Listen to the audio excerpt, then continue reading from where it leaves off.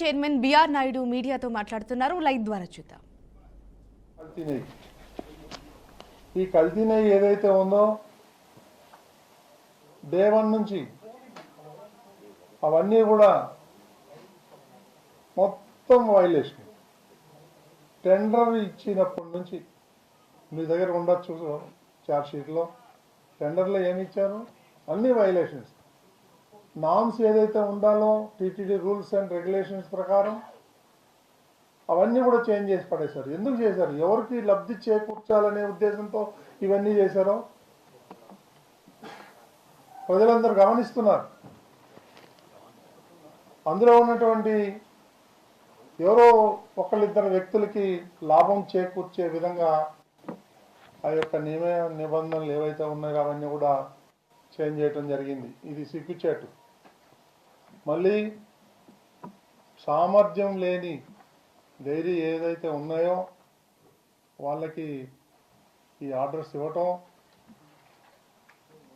సుమారు 60 లక్షల కిలోలు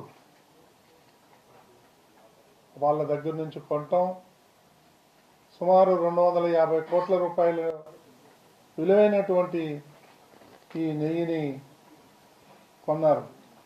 అది గతంలో ఎన్డీడీబీ వాళ్ళు టెస్ట్ చేస్తే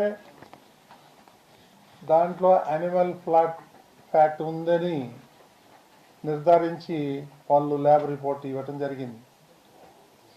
ఆ రిపోర్ట్ బేసిస్ చేసుకొని ముఖ్యమంత్రి కానీ ఉప ముఖ్యమంత్రి కానీ కొంతమంది సాధువులు కానీ వాళ్ళందరూ కూడా దీని మీద స్పందించటం జరిగింది.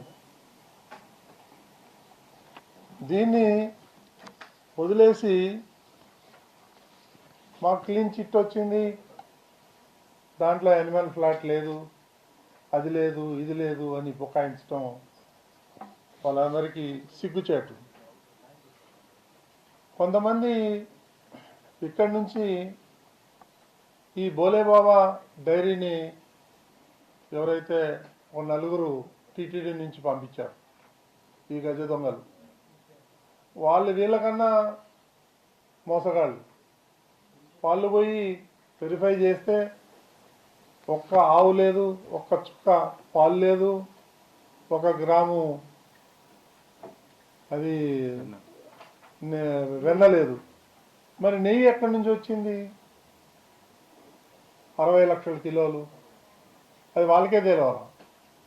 కొన్ని కెమికల్స్తోని ఇవన్నీ కూడా నెయ్యి తయారు చేయటం జరిగింది. అందులో సిట్ ఇచ్చినటువంటి షార్ట్ షీట్లో క్లియర్గా మెన్షన్ చేయటం జరిగింది. ఆ కెమికల్స్ ఏదైతే ఉన్నాయో 1-2 కెమికల్స్ అత్యంత ప్రమాదకరమైనటువంటి ఈ కెమికల్స్. అది వాసన రావటానికి వేశారో లేకపోతే దేనికి వేశారో మనకైతే తెలియదు అంత టెక్నికల్గా. కానీ వాళ్ళు హిందువుల యొక్క ప్రాణాలను తీసే విధంగా వాళ్ళు ఆ కెమికల్స్ని వాడి కొన్ని కోట్ల మందికి ఆ ప్రసాదాన్ని మనం పంచటం జరిగింది. ఇది వాళ్ళు చేసినటువంటి మహాపాపం. దాని ద్వారా 20 కోట్ల లడ్డూలు తయారు చేయడం జరిగింది. 20 కోట్ల లడ్లు. మనం అంచనా వేసుకోవచ్చు ఎంత అపచారం చేశారు ఈ దుర్మార్గులు. అదేవిధంగా 5 ఏళ్లలో 250 కోట్ల రూపాయల నెయ్యి సరఫరా చేయటం జరిగింది. జంతు కొవ్వు ఉంది అని ఎన్డీడీబీ రిపోర్ట్ ఇచ్చింది.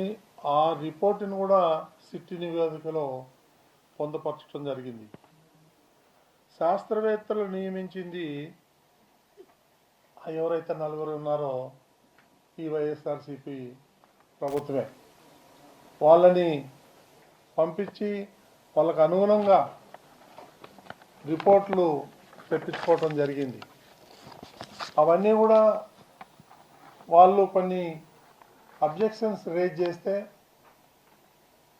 అవన్నీ మీరు క్లియర్ చేయండి, అని చైర్మన్ సుబ్బారెడ్డి ఆఫీసు నుంచి మెయిల్స్ కూడా పోయాయి.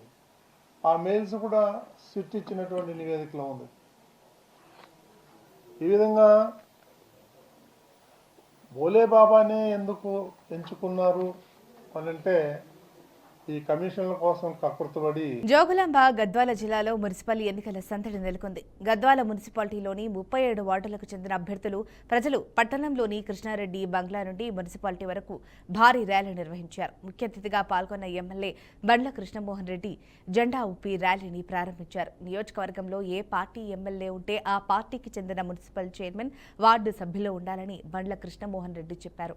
అలా ఉంటేనే పట్టణంలోని అన్ని వార్డులు అభివృద్ధి చెందుతాయన్నారు.